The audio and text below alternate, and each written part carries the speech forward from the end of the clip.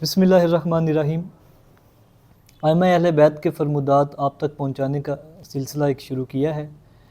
آج امام جعفر صادق علیہ الصلوۃ والسلام کے چند فرمودات آپ کی خدمت میں پیش کروں گا۔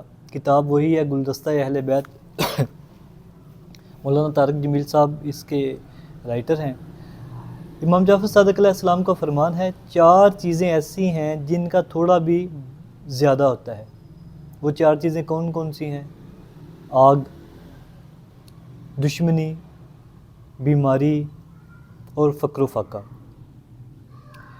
امام نے فرمایا، بیٹیاں نیکی اور بیٹے نعمت ہیں، اور ضابطہ یہ ہے کہ نیکیوں پر اجر و انعام دیا جائے گا، جبکہ نعمتوں کے بارے میں پوچھ گچھ کی جائے گی۔ آپ نے اپنے ایک صحابی سفیان ثوری سے فرمایا، نیکی 3 چیزوں سے پوری ہوتی ہے۔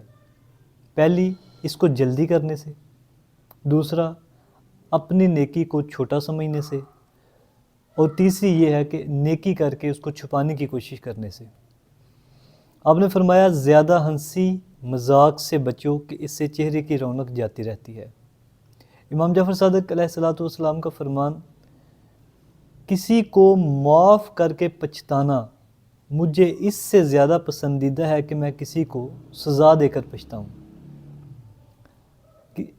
کسی نے آپ علیہ الصلوۃ والسلام سے پوچھا، کیا وجہ ہے کہ ہم دعا کرتے ہیں مگر ہماری دعا قبول نہیں ہوتی؟ امام جعفر صادق علیہ السلام نے فرمایا، کیونکہ جس سے تم دعا کرتے ہو اسے تم پہچانتے ہی نہیں۔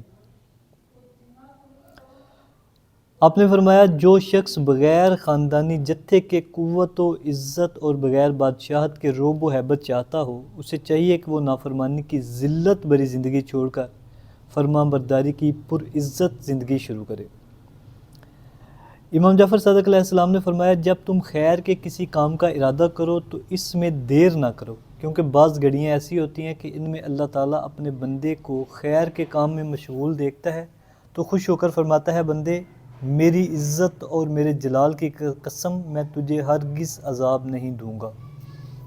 آگے فرمایا، اور جب تم برائی کے کسی کام کا ارادہ کرو تو اس کے قریب تک نہ جاؤ، کیونکہ بعض گھڑیاں ایسی ہوتی ہیں کہ ان میں اللہ تعالیٰ اپنے بندے کو برائی کے کسی کام میں دیکھتا ہے تو ناراض ہو کر فرماتا ہے، اے بندے میری عزت اور میرے جلال کی قسم میں تجھے کبھی نہیں بخشوں گا۔